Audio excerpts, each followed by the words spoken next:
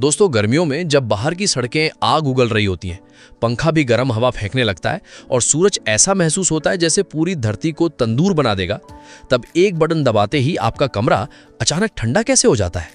आपने कभी गौर किया है कि आपके घर के बाहर लगा एसी का आउटर यूनिट कई बार इतना गर्म हो जाता है कि उसका टेम्परेचर 70 से 80 डिग्री सेंटीग्रेड तक पहुंच सकता है, यानी लगभग उबलते पानी जितना।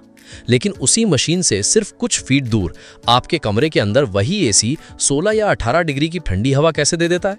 आखिर एक ही मशीन का एक हिस्सा आग जैसा गर्म और दूसरा हिस्सा बर्फ जैसा ठंडा कैसे हो सकता है। क्या एसी सच में ठंड पैदा करता है?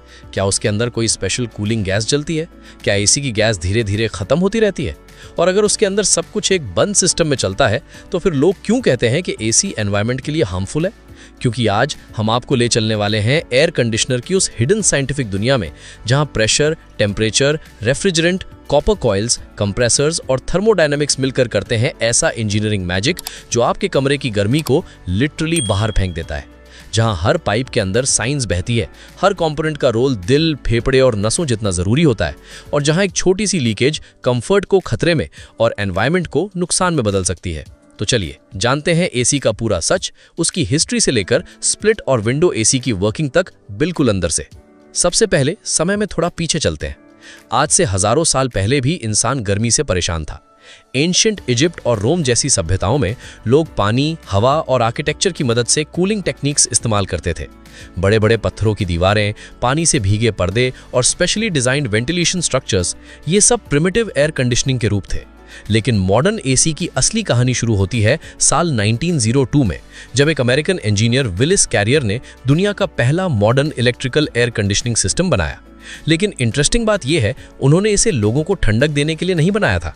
उनका मकसद था एक प्रिंटिंग फैक्ट्री में ह्यूमिडिटी कंट्रोल करना, क्योंकि ज्यादा नमी की वजह से पेपर एक्सपैंड हो रहा था और कलर्स मिसप्रिंट हो रहे थे। यानी एसी की शुरुआत कंफर्ट से नहीं, इंडस्ट्रियल प्रिसीजन से हुई थी।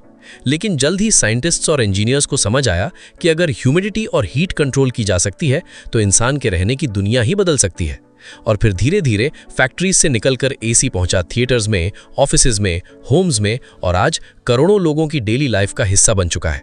लेकिन अब सबसे बड़ा मिथ क्लियर कर देते हैं, एसी हवा को ठंडा बनाता नहीं है। एसी आपके कमरे की हीट को उठाकर बाहर फेंकता है। यानी एसी कूलिंग मशीन कम, हीट ट्रांसफर मशीन ज्यादा है। इसे ऐसे समझिए, अगर आपका कमरा एक गर्म पानी से भरी बाल्टी है तो एसी उस बाल्टी में बर्फ नहीं डालता, बल्कि उस गर्म पानी को धीरे धीरे बाहर निकालता है, जब तक अंदर का तापमान कंफर्टेबल ना हो जाए। यही एसी की असली साइंस है, हीट रिमूवल। अब सवाल आता है, ये हीट रिमूवल होता कैसे है? इसके लिए हमें समझना होगा एसी के मेन कंपोनेंट्स, क्योंकि एसी कोई सिंगल मशीन नहीं, बल्कि कई स्पेशलाइज्ड पार्ट्स का परफेक्टली सिंक्रोनाइज्ड सिस्टम है। सबसे पहला और सबसे इंपॉर्टेंट पार्ट, कंप्रेसर। दोस्तों, अगर एसी एक बॉडी है तो कंप्रेसर उसका दिल है। यही वो कंपोनेंट है जो पूरे रेफ्रिजरेंट को सिस्टम में सर्कुलेट करता है। कंप्रेसर आमतौर पर आउटडोर यूनिट में लगा होता है और इसका काम है लो प्रेशर रेफ्रिजरेंट गैस को खींचकर उसे high pressure high temperature gas में बदलना।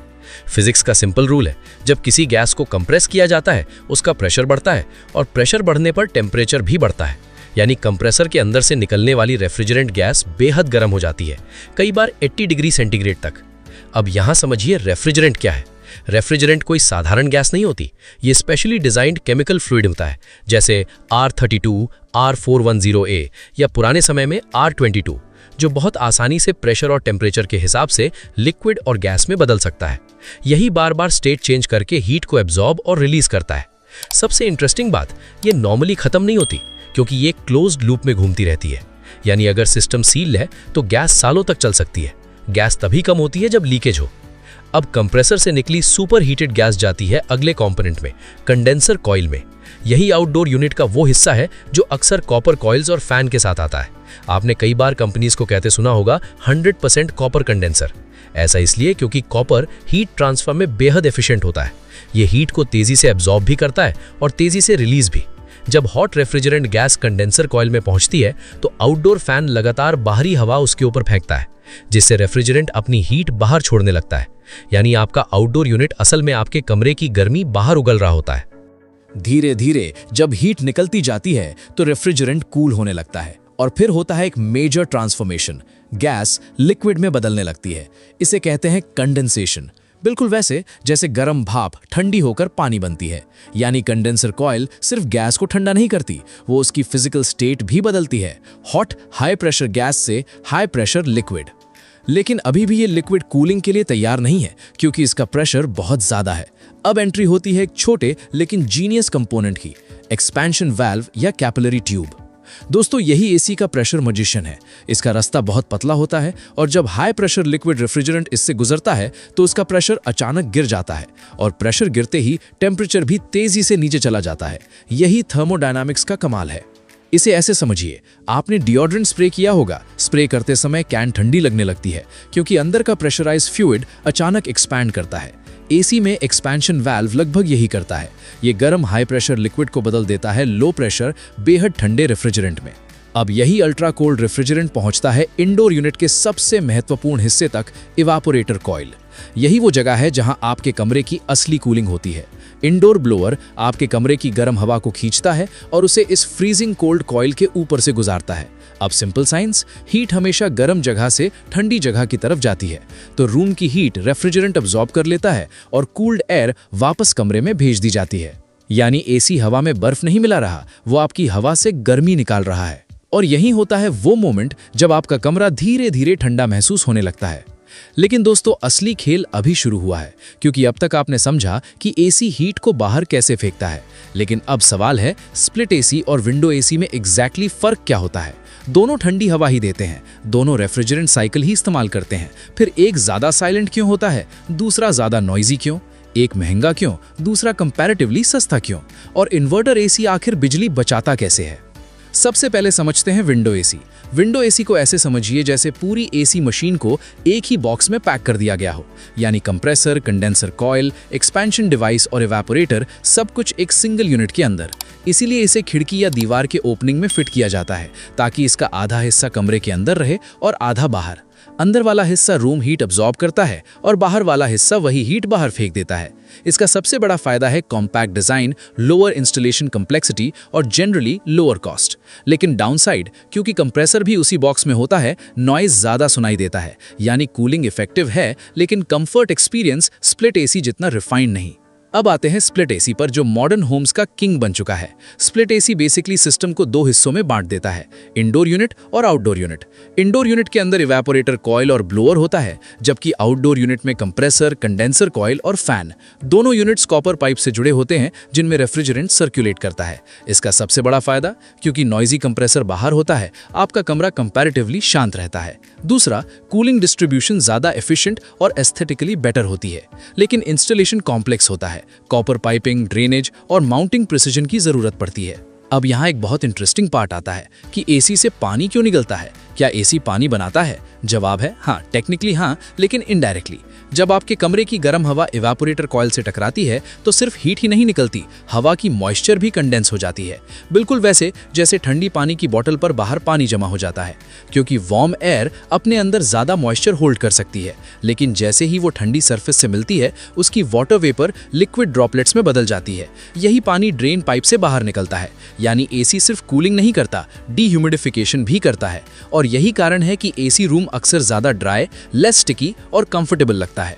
अब आते हैं एक ऐसे मिथ पर जो शायद आपने 1000 बार सुना होगा, एसी की गैस खत्म हो गई। दोस्तों, आइडियल कंडीशन में एसी गैस खत्म नहीं होती, क्योंकि रेफ्रिजरेंट एक क्लोज्ड लूप सिस्टम में घूमता है। वो जलता नहीं, कंज्यूम नहीं होता, बस बार बार स्टेट चेंज करता है, गैस से लिक्विड, लिक्विड से गैस। अगर सब कुछ सील्ड है तो सालों तक रीफिल की जरूरत नहीं। गैस रीफिल की जरूरत तब पड़ती है जब कहीं लीकेज हो, खराब flare joint, damaged copper line, corrosion या सर्विसिंग इशू। यानी गैस यूज होकर खत्म नहीं होती, लीक होकर निकलती है। अब समझते हैं इन्वर्टर एसी की hidden intelligence. Traditional non inverter AC में कंप्रेसर या तो फुल स्पीड पर चलता है या बंद हो जाता है। मतलब टेम्परेचर ऊपर गया, कंप्रेसर ऑन, डिजायर टेम्प आया, ऑफ, फिर गर्मी बढ़ी, ऑन। ये बार बार स्टार्ट स्टॉप साइकिल बिजली ज्यादा खाती है। लेकिन इन्वर्टर एसी में कंप्रेसर वेरिएबल स्पीड पर चलता है। यानी वंस रूम कूल हो जाए, कंप्रेसर बंद नहीं होता, बस धीमा हो जाता है। जरूरत के हिसाब से स्पीड एडजस्ट करता है। इससे टेम्परेचर स्टेबल रहता है, पावर स्पाइक्स कम होते हैं और इलेक्ट्रिसिटी कंजम्पशन काफी कम हो सकती है। यानी इन्वर्टर टेक्नोलॉजी असल में स्मार्ट पावर मॉड्यूलेशन है। इसे ऐसे समझिए, नॉन इन्वर्टर एसी ऐसा है जैसे कार को बार बार फुल एक्सेलरेटर और ब्रेक देना, जबकि इन्वर्टर एसी स्मूथ एडजस्टमेंट करता है। अब बात करते हैं एसी के कुछ हिडन प्रोटेक्टिव कंपोनेंट्स की, जैसे थर्मोस्टैट, सेंसर्स, फिल्टर्स और पीसीबी कंट्रोल्स। थर्मोस्टैट लगातार कमरे का तापमान मॉनिटर करता है, सेंसर्स इवेपोरेटर कॉइल को फ्रीज होने से बचाते हैं, एयर फिल्टर्स डस्ट और पार्टिकल्स रोकते हैं ताकि एयर फ्लो स्मूथ रहे, और मॉडर्न पीसीबी बोर्ड्स पूरा ब्रेन बनकर सिस्टम डिसीजंस लेते हैं। यानी आज का एसी सिर्फ मैकेनिकल मशीन नहीं, बल्कि thermodynamics plus electronics plus automation का कॉम्बो है। लेकिन अब आता है सबसे जरूरी और अक्सर इग्नोर किया जाने वाला सवाल, अगर एसी इतना अमेजिंग है तो फिर एनवायरमेंटल एक्सपर्ट्स इसके बारे में चिंतित क्यों रहते हैं? दोस्तों, एसी का सबसे बड़ा एनवायरमेंटल इंपैक्ट दो जगह से आता है, इलेक्ट्रिसिटी कंजम्पशन और रेफ्रिजरेंट लीकेज। पहला, इलेक्ट्रिसिटी। दुनिया के कई हिस्सों में पावर अभी भी कोल या फॉसिल फ्यूल से बनती है, यानी जितना ज्यादा एसी यूज उतनी ज्यादा इनडायरेक्ट कार्बन एमिशंस। इसलिए extreme AC demand climate change को और बढ़ा सकती है। दूसरा, रेफ्रिजरेंट्स। पुराने एसीज में CFCs और HCFCs जैसे रेफ्रिजरेंट्स इस्तेमाल होते थे, जो ओजोन लेयर के लिए बेहद हार्मफुल थे। बाद में HFCs आए, जिन्होंने ओजोन डैमेज कम किया, लेकिन उनमें ग्लोबल वार्मिंग पोटेंशियल काफी ज्यादा हो सकता है। मॉडर्न रेफ्रिजरेंट्स जैसे R32 कंपैरेटिवली बेहतर है, लेकिन लीकेज होने पर कंसर्न अब भी रहता है। यानी खतरा सिर्फ एसी चलाने से नहीं, बल्कि poorly maintained systems, illegal refrigerants और केयरलेस डिस्पोजल से ज्यादा बढ़ता है। और यही आयरनी है, जिस मशीन को हमने ग्लोबल वार्मिंग से राहत के लिए अपनाया, वही अगर गलत तरीके से इस्तेमाल हो तो वार्मिंग बढ़ाने में भी योगदान दे सकती है। इसलिए फ्यूचर कूलिंग टेक्नोलॉजीज अब energy efficiency, better refrigerants, solar integration और सस्टेनेबल डिजाइन पर फोकस कर रही हैं। तो दोस्तों, अब जब भी आप रिमोट उठाकर एसी ऑन करें और कुछ ही मिनटों में आपका कमरा ठंडा होने लगे, तो याद रखिएगा, ये कोई सिंपल हवा ठंडी करने वाली मशीन नहीं। ये कंप्रेसर की पंपिंग, कंडेंसर की हीट रिजेक्शन, एक्सपेंशन वाल्व की प्रेशर साइंस, इवेपोरेटर की हीट अब्जॉर्प्शन, सेंसर्स की इंटेलिजेंस और रेफ्रिजरेंट की एंडलेस सर्कुलर जर्नी का एक एक्स्ट्राऑर्डिनरी इंजीनियरिंग मास्टरपीस है। आपका एसी ठंड पैदा नहीं कर रहा, वो आपकी गर्मी चुरा रहा है, उसे प्रेशर और फिजिक्स की मदद से कंट्रोल कर रहा है और फिर उसे आपके घर से बाहर धकेल रहा है। यानी कंफर्ट के पीछे हर सेकंड साइंस काम कर रही है। तो अगली बार जब एसी की ठंडी हवा महसूस करें, सिर्फ राहत मत महसूस कीजिए, इंजीनियरिंग का कमाल भी याद रखिएगा, क्योंकि हमारी रोजमर्रा की सबसे सामान्य दिखने वाली चीजों के अंदर भी छुपी होती है एक असाधारण कहानी। अगर आपको ये जानकारी पसंद आई हो तो लाइक जरूर करें और बताइए अगली वीडियो किस टॉपिक पर चाहिए, और इस वीडियो को आप किस शहर से देख रहे हैं कमेंट में जरूर बताएं। और ऐसे ही ज्ञानवर्धक और दिलचस्प वीडियो देखने के लिए हमारे चैनल को सब्सक्राइब जरूर करें और बेल आइकन दबाना ना भूलें। अब मैं चलता हूं, तब तक आप इन 2 और वीडियो को जरूर देख लीजिए, वीडियो बहुत शानदार है।